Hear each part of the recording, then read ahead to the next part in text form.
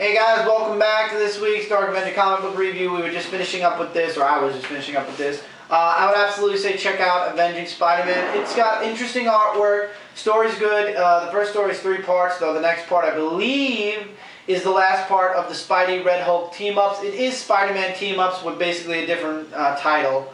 I believe Hawkeye's after Red Hulk. I'll be hanging around for a bit. If the stories get boring, I'll probably end up dropping it, especially because I'm going to be picking up Scarlet Spiders come January anyway. So if the next story is boring, I'm probably going to be dropping Avenging Spider-Man, depending on my money situation and depending on what else comes out. Because we know Marvel's going to send out a shitload of books, and they're all going to be $3.99, and believe me, it adds up. That's why DC... By the way, DC, Marvel is closing the gap between themselves and DC. DC is only 0.52 ahead of Marvel in the book sales, and 2 point something ahead of Marvel in overall. So Marvel's really closing their gap on DC. If DC doesn't pick up the pace and go beyond the other books. Well, look at the prices. I mean, you know, the prices are going astronomically high. I mean, you know, it's really... $3.99 a book. It's too much. It is too much. I agree. And at least DC's staying at $2.99, except for their main flagship books, Action and Batman and All-Star Western. Everything else is $2.99. I don't know. Is it Batman? I know there are 3 books that are $3.99. I can't remember. Oh, Justice League, not Batman. Justice League is $3.99. Other than that, all their other books are $2.99. I'll just drop the $3.99. I already dropped all Superman stuff. You won't be seeing any Superman today. But yeah, that's just the way it is. Amazing Spider-Man 675 concludes the Vulture story. Spidey finds out it's the Vulture. Vulture sends his kids out after him. Him and Carly basically team up. Another Spider-Man teaming up with somebody else. Him and Carly. And basically, in the end, Spidey foils the Vulture's plans of whatever. I still don't really understand what the Vulture's plan was. Basically, he had little apprentices, and Vulture's not doing his own work anymore, but he gets away in the end anyway. And the funniest part was the last 2 pages where Carly shows up at MJ's door, because Carly now knows that MJ knows that Pete's Spider-Man, and they're going to exchange stories, and Pete says, "Oh my God, my spider sense isn't tingling this time, it's my Peter Parker sense." And that's where that's left off. And the next issue is going to be a new story arc with Sinister Six. I guess this was a good, in-between story, a 2-part in-between story with Vulture. It was okay, the artwork was pretty good, and the story was alright. I wouldn't say miss it, because I have a feeling this is going to play into something later on, and also it's the development between him and Carly, and we all know somebody at some point is going to die because Madam Web said so. So I would check it out. Like I said, artwork was really good. Hopefully next time we just see Vulture as Vulture without a flock of kids. I'm going to be aware of Carly and MJ getting together, because that is something I really hope that I would never see. And you're telling me? Just hearing from what you said there, I'm like... You're telling me. Wow. Red Lantern's number 4 is still falling a bit short for me. It's really falling short. Atrocitus is basically paranoid now that he thinks Bleez is trying to get the Red Lantern to go up against him. He, using the blood on... these names are ridiculous, I will say that. Well, you just got them today, like you said. No, it doesn't matter. These names are... Scalox? Let me see. Scalox. Basically, the one that looks like a moose.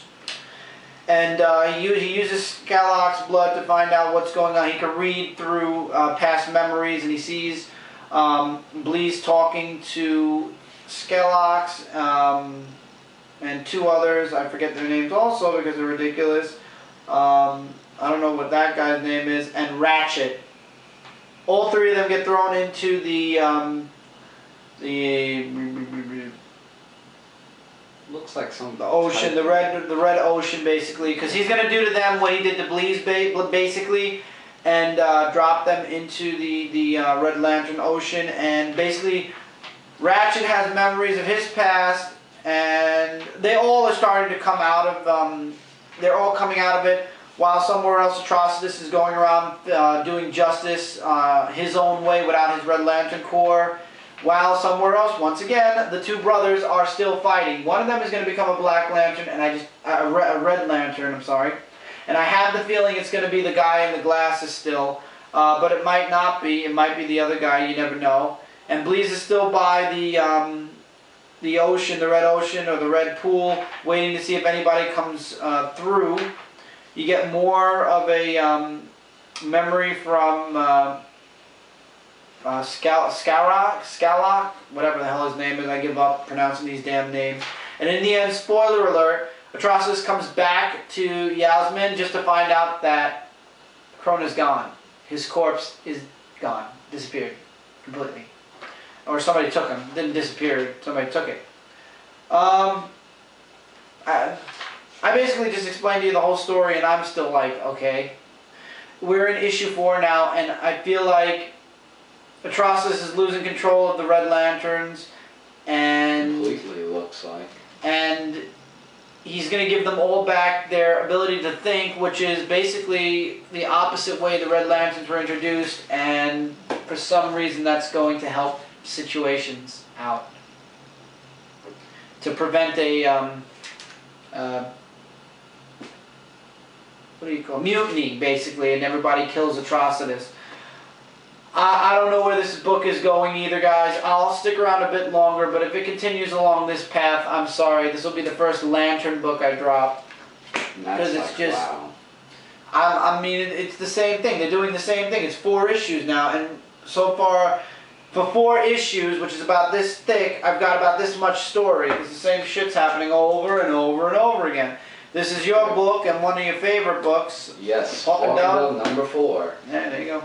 Yes, so from last time, Hawk and Dove are going to find answers from the old man, but they still call him Condor from their last battle. Okay. And at first I was kind of a little bit bored because it had like a Law and Order type of thing where they're interviewing him in that... Interrogating him, yeah, in this room and asking him questions. And at first he wouldn't talk and... Oh, that gets annoying. Yeah. Hawk... In my opinion, I think he has a little bit of an anger problem. I mean, temper he's always had that. He's always had that, even in the old DCU. He just lashes out, and of course Condor finally talks after a while, and you know, they go into this whole thing of like the last fight that they had, and spoiler is that Condor says that Deadman is, or Boston for another name, led Condor and Swan to them, and both of them are actually very surprised and shocked to hear about this, and then they get pissed off at him because of that part alone. Deadman does get attacked by someone, but I will not say who. Wow. So, you know, and yeah, I was surprised too, as a big wow moment right there. And, well, he doesn't get killed, I don't think. No, he gets taken away somewhere. He gets taken away, and Condor has something up his sleeve in the end. And that's where the whole thing explodes, and he had some backup on his side. And Condor takes something away from Dove, this thing, that could kill both him and Swan, and after he leaves, well, I don't think things are going to look pretty for the next issue. And the whole after effects. Next issue will be The Hunt for Deadman, and... The Hunt for Deadman? Yes, that's all right here. The Hunt for Deadman. Oh, wow, so they got to find Deadman now. Right, so I don't know if he's going to be changing sides or whatnot after I saw this, but... No. You know, with Condor stealing something valuable, and I don't want to give too much away, because I was going to explain that I have been missing some parts of the information when I do comic books, and I don't want to give too much away, but... That's it. Yeah, it was good. I recommend to get Hawk and Dove issue 4, and you know it, I will be back for issue 5 with that as this, but it was good. It kept my interest. You know, just boring in the beginning, I will say that. Maybe for some of you, but throughout the book, very good. Another one of my fave books, JLI, Justice League International, number 4. The entire JLI team is now captured, and Guy Gardner's in, what's this guy, Paraxis.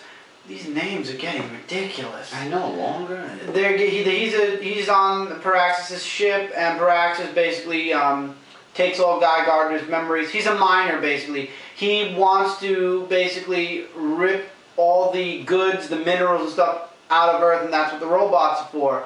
And basically, Godiva finally has some use. Her hair goes into, they're all encased in some type of a rocky substance that they can't move, and it can't be blasted through, but Batman has something in his utility belt, so basically Godiva uses her hair to go down and take the laser out of the belt and use it to free the JLI, which is a nice splash page when they finally do get free. Well, not a splash page, sorry, it's a one-page deal. And that's this page. But it's already too late. Paraxis basically makes very little work of them. And he runs off and he starts the extraction process. And then the story basically is going to conclude in the next issue. And there's a lot of stuff in between, though, that's mentioned. Between Guy Gardner and Paraxis, and also little dialogue between the JLI and what's going on. I would absolutely recommend this book still. Dan Jurgens' writing is amazing. I'm looking forward to the almighty conclusion. You want to hear a funny joke, though? I hear in Action Comics this week, Spidey was telling me that this is issue 4 of Action Comics. They're not going to continue the story that just was to be continued in number 4 until number 7. They're cutting in between, and 5 and 6 is going to be a retelling of Superman's origin, and then 7 is going to conclude the story. Why? So basically for 2 months, there's going to be an origin story taking place in Action, so the main story that's going on isn't going to continue until the number 7. Very smart, time DC. out. Wait a minute. Are they like thinking? No, issue 4's to be continued is to be continued in Action Comics number 7. 5 and 6 are going to be a retelling of the origin. Very smart, Marvel. A good way to just fuck Superman even more. DC. Sorry, Marvel. Not you. DC. Very good way to fuck Superman just a little bit more. Right in the ass. Yours? Yep. Last one of the day will be Green Arrow number 4. A new supervillain's introduced, which is on the front cover here. Blood Rose. It does have a good inside story of how Oliver Queen feels, like he's saying, oh, I'm so tired and I have so much work that's getting backed up. I mean, you get that sort of feeling of, you know, outside the costume in that sort of way. And Emerson, I just want to wring him when I really do not like him. So he's an antagonist. That's what you're supposed to feel for him. Yeah, but still, in all that sense, Blood Rose and Oliver Queen do meet up with each other, and they get into like a little bit of a talk scene where she says, and it's not mentioned like why, she says to him, well, I don't know if she knows that he's the Green Arrow, that she says right here that you've suffered, I will not destroy you until you've suffered as I have. And she says, you will suffer. What it is, I have no... You'll find out later on. There'll be a development. It's like Condor and Hawk and Dove. Like, he said, like, oh, the reason why I want to kill both of you is because I don't like any of you. And that's what all villains feel like. But with this one, it's like you will suffer, but it's just not explained more in depth. Yet. Maybe in the next issue, I don't know. The artwork's great. And it's Dan Jurgens' artwork. Yeah, and she does this big jump and shot the Green Arrow right there. Yeah. The next issue, the Midas Touch, which I don't know if that's another Trust the Midas Touch. Exactly. And, well, I would have to say that it's a tie between Hawk and Dove, but it was great. So this is, but you said to me today this was your favorite book out of all of them. Yeah. Not counting Punisher. This was your favorite. Yeah, DC. but then I kind of thought it over a little bit, and I thought they're in between. But I will get issue 5 of that, by the way. You're not dropping anything right now. You say you're dropping. All-Star Western, well, I'm not too sure. We'll see in the next issue. A lot of people are saying they're going to drop it soon. Yeah. But it's recommended to buy, and you get a great inside story, like I said before, and yeah, that's all my comments for this week. 2 Batman books this week. First is the miniseries Huntress, number 3. We're in the midway point here. I feel Huntress is on the hunt for Moretti, but more is explained about where these women are coming from and where the shipments are coming from to Naples, which are then sent to Gotham. It's from the chairman of, I forget where, but it's the Arab chairperson. I think it's mentioned at the very, very end where he's from. But she tries to interfere with a deal between Moretti and this guy who is the son of said chairman.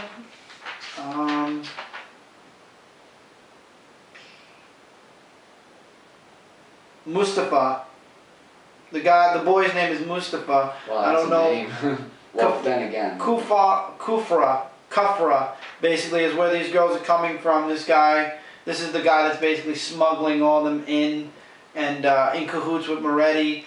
And Huntress basically is just on the hunt still. It ends the exact same way. She's like, "You're next, Moretti. Wherever the hell you are, you're next." To be continued. So basically, Huntress is still on the hunt for him. She does meet up with them, like I said. She tries to get to him, but the henchmen stay behind and try to stop her. And he escapes in the boat again, but we'll see next time where it goes. It was a very short story, very straightforward. It just basically tied a few ends in together for you.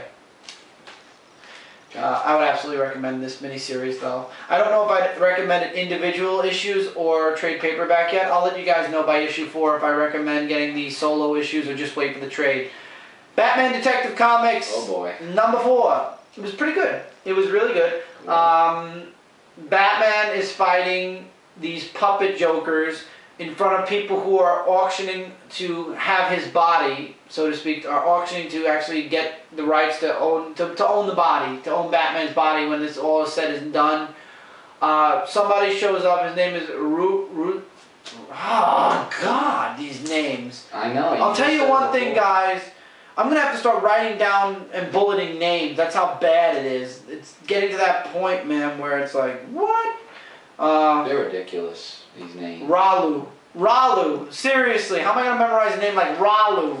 And Ralu works for the Penguin, and he shows up in the middle of Batman's fight in front of all these people that want to buy Batman's body, and he's like, "I have somebody that waddles," insinuating Penguin, which is ironically the next story I believe in this.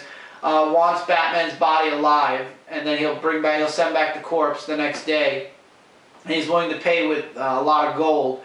So basically, they tie him, the puppet cords wrap around Batman. Dollmaker's about to make the deal. Batman finds out that it's really Wayne Tech, which kind of scares him a bit because somebody on the inside of Wayne Tech is giving Dollman this technology, or he's getting it from there. And basically, he breaks free and beats the crap out of everybody. Commissioner Gordon is alright. He's saved by the little girl who obviously has some problems, but she's still kind of good. And that was it. Batman tries to chase Dollmaker. It turns out the Dollmaker escaped some other way and used decoys to throw Batman off. Worked pretty well. And that's basically the gist of the whole story. There's the last page was definitely wow. I would definitely say check it out. It was really good. I'm not going to spoil the last page in this book, but check out Detective. Detective is definitely my #1 favorite Batman book thus far. So there were no traps that he fell in? No, not this time. This time the story ended. First story arc is done. So, really good. 2 books left this week. Both of them are tops for me. And you know one can't go without the other. Animal Man #4 is first. Animal Man and Maxine are fighting the Rot in the Red, but really quickly Maxine with her powers gets rid of the Rot. She rids them, or she throws them out of the Red at least, while the wife and son are being fooled by the other god, the other Rot god or Avatar, believing he's a detective, and they go to Buddy's wife's mother's house. Basically, Buddy and Maxine are now in the Red, and Maxine needs to be trained and protected but the rot needs to be stopped. They mention Alec Holland being the avatar of the Green in here, so thus begins the connection, I guess, between Animal Man and Swamp Thing. But they mention that he's having his own struggles, and basically they need Maxine. They give him a briefie. This was actually shown in a preview of how these avatars of the rot in this story came to be. And actually one of the avatars of the red opts to leave the red, and if you leave the red, it's a cat. And if you leave the red, you can never go back. So this avatar says you guys should know and understand that this is more important. So we have much. I believe it's he says we have much to do. Let's go. They leave. Turns out one of the rot avatar basically takes Buddy's son, and it's up to the mother to find him. While Animal Man, Maxine, and the avatar, which she's calling Socks. The animal's name originally was Socks, but he really wishes to be called Ignatius, but you know Maxine, she's a little girl, she decides to call him Socks. And the Avatar and Animal Man are trying to figure out where they went, and it's to be concluded with the mother finding Cliff, who is the son, while seeing the Rot Avatar doing something to a person, and I won't say what because it is kind of disgusting. This book is definitely for mature readers only. Absolutely awesome though. I would absolutely recommend grabbing this. If you're reading Swamp Thing, I would absolutely say, Jeff, definitely check this out because there's going to be a crossover at some point. But this series really can stand on its own. It's really, really good. It's definitely dark, very dark, like gruesome dark, but I would say check it out. Best book of the week from DC is Swamp Thing. Alec Holland and what's her name? Wow.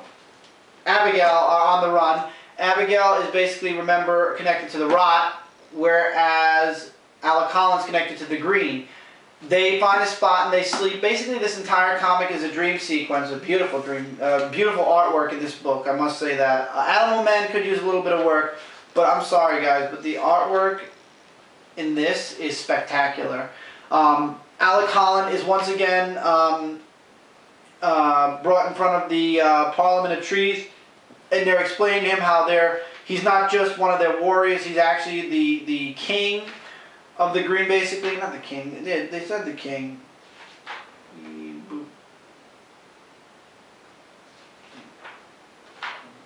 Very creative. Very creative, very good artwork. And they tell him basically to kill her before it's too late. Because she's definitely going to kill you, and then they both wake up. Alec Holland connected to the Green, and she's connected to the Dead, which is the Rot. And basically she wants to leave because she knows she puts him in danger, but he wants her to stay because she's the only memory he has or connection to the past. And right now he believes he belongs with her. So they're off to a place that is a proud home of the largest meat processing plant in the world. And basically they're supposed to avoid any place where there's dead animals, dead people, meaning morgues, whatever. Food processing plant, dead animals, the Rot's there, and so is William Arcane, who is now one of the avatars of the Rot too. Not an avatar, but one of the heads of the Rot. So that's where they're going. Alec Holland still doesn't want to be a monster, but the Parliament of Trees is basically saying, if you don't choose to do this, then we'll fight on our own. We've been doing, and they explain they've been doing this for many years, that humans are the greatest warriors, but he was supposed to be the king of the Green, or like the king of the Green, and he still does not want to be any part of that, and that's what, so they're saying, you know what, you don't want to be a part of it, then we'll try to survive on our own, but you basically have doomed us all in a way. I don't know why they're showing Swamp Thing on the cover. Alec Holland has not become Swamp Thing yet. We all know he's going to become Swamp Thing fairly soon. Before the first story arc is over, he's going to become Swamp Thing. More likely, yeah. He has to. The title is Swamp Thing, not Alec Holland. Kind of, yeah. So we just don't know how, and we don't know if it might be too late. But I doubt it's too late because the world isn't going to end. Because then why are they making other books if the world's going to end because Alec Holland isn't Swamp Thing? No, it's not going to happen. And you know somehow Abigail Arcane is going to live through this. She's not going to become a bad guy. Well, maybe she will, because her father's not around anymore. Maybe William will stick around as a bad guy. We don't know yet, but this story is awesomely good. Also, once again, for mature readers, there are gross and disgusting moments in this book. In the very beginning, there's a preview. You guys can check it out at cbr.com to see what I'm talking about. Didn't even talk about it right now, but... And that's it for this week's comic books. Once again, Superman, I don't know what to say. As I said, guys, I've dropped it. You will not be seeing him on my reviews anymore. But from what Spidey told me, that they finished and concluded, they're up to the to be concluded part in the Action Comic story. And they said to be concluded issue 7. So they're going to take 2 issues out, 2 months off, before they actually conclude their first story. That's just retarded. Conclude the first story, then get into the origin. Why are you going to do that? Yeah, I think you actually mentioned that before. Oh, that's stupid. I did mention it before. It takes me back to, like, DC. Do you really want to fuck Superman that bad? You can't stand on Swamp Thing, Animal Man, and Batman, because that's what I feel like you guys are doing. You're depending on these 3 superheroes to carry your entire team, and they can't do that. Used to be Batman, Superman, Wonder Woman, and then everybody else, you know, was supporting, and a really important part, like Green Lantern, Swamp Thing, and everybody else. But now you're making it like, okay, Batman's our flagship character now. You can't do that. You're screwing over a lot of Superman fans. You've already lost me as a reader. Lord knows how many others you're getting pissed off, that are getting pissed off. Probably many other people. And Marvel, don't think you're off the hook either. You people want more money from all of us. It turns out that Avengers vs. X-Men, I'm getting it, but I'll tell you something. It's a 12-part series that's a bi-weekly series, and you know it's going to be $3.99, so that's retarded. So Marvel, it's either you get shitty stories from DC or you get robbed from Marvel. You can't win. You can't win. That's why, guys, when it comes to independent books like this is a pleasure compared. And that's it for this week. So let's get to the ending here. All right, take care, everyone. Okay. All right. So let's round out this week really quickly. 28 minutes. Stop that. Swamp Thing 4 and Animal Man 4 were awesome. Batman Detective Comics 4 was really good. Huntress number 3. I'll let you guys know about if you should be trade paperback it or get the individual issues. Green Arrow 4. Great, get it. Justice League International 4 still awesome. Hawk and Dove number 4. Another great issue, get it. Both I will get issue 5. Green Lantern 4, and we'll see where we go from here with Red Lanterns. I'm on the fence with them. That means next issue will either make or break the series, and then the issue after that, if it's on a break on the cutting line, that means that I'm going to drop it if it sucks. Amazing Spider-Man 675, pretty good. It was a filler story in between big story, I guess. Avenging Spider-Man 2 was pretty good. Punisher number 6. Yeah, amazing. Definitely getting issue 7. Venom 10 restored my interest in Venom, so I will definitely be checking out 11. X-2318, I'm just going to follow the run all the way to the end, but it was alright. It was okay. Teenage Mutant Ninja Turtles Micro Series Raphael one-shot was awesome. Absolutely check this book out. Voltron number 1, both Alex Ross covers. It was okay. We'll see where the series goes before it makes or breaks the series. And Lady Death number 12 was also awesome. Check her out. Wish I had my other 11 issues, but I don't. So, anyway, guys, that's it for this week's Dark Avenger comic book review. Got a bunch of books next week. So there's a lot to look forward to. A lot of number 1s, a lot of mini-series starting up. So until then, guys, we will see you next time. Have a great week. Later, guys.